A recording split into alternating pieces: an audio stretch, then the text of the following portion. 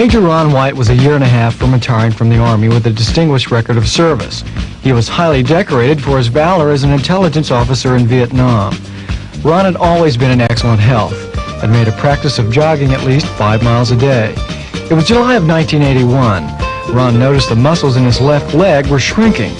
Over the next few months, he was seen by 60 prominent neurologists and neurosurgeons in the Boston area and at Walter Reed Medical Center in Washington, D.C. They poked, prodded, tested, and retested Ron, eventually handing him the diagnosis: amyotrophic lateral sclerosis. I knew what was going to happen. I knew that if the disease progressed as it normally does, that I would probably not be alive 3 years from July of 1981. Amyotrophic lateral sclerosis, or ALS, is a disease of the central nervous system. It paralyzes its victims, causing all the muscles of the body to waste away. Eventually, a person with ALS loses his ability to speak, swallow, walk, and even feed himself. ALS even destroys the muscles needed for breathing. Death usually occurs within 2.5 years. It's not a very pretty picture. It's not a very pretty sight.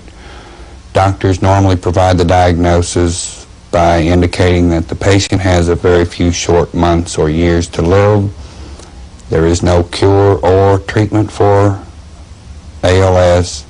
Quality of life is absolutely zero. In February of this year, an old Army buddy was visiting Oklahoma City and gave Ron a call, inviting him to church. Ron was not a regular churchgoer, but he agreed to go. 3 pastors from the church prayed for Ron to be healed of ALS. And so I went to him and asked him what he wanted the Lord to do for me. He described it to me, so we prayed.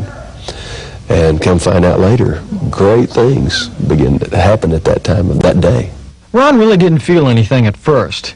He was examined once again, this time by a noted neurosurgeon at the Methodist Hospital in Houston. The doctor found absolutely no trace of ALS.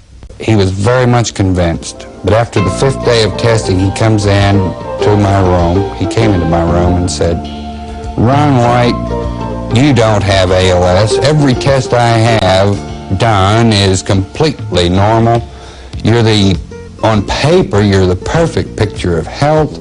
The doctor suggested that I go back home and put my life back in order, but little did he know that my life was already in order because Jesus Christ put it in order for me, for myself spiritually and physically, and my entire family, because God healed me on the 20th of February, 1983. Not just healing me spiritually, God healed me of this disease called amyotrophic lateral sclerosis. And ever since that date, my body has been improving, my muscles are strengthening, I can do things that I could not do the 1st of February or 3 months ago or a year ago. There is no way I could do those things. I was very uptight about it, and I was looking in a lot of different places for questions, answers to my questions that I had about life in general and why this was happening and how I would handle it. And Jesus has answered all those questions for me because I know that He is the answer, and it's made a remarkable difference. It's the difference between life and death, really. There's a great physician, far greater than any doctor on the face of this earth, and we give all credit for all good things, healings, physically and spiritually. I give God all the credit for my healing. The only way that this could have happened is that God healed me. Reporting for the 700 Club in Oklahoma City, I'm George Atkinson.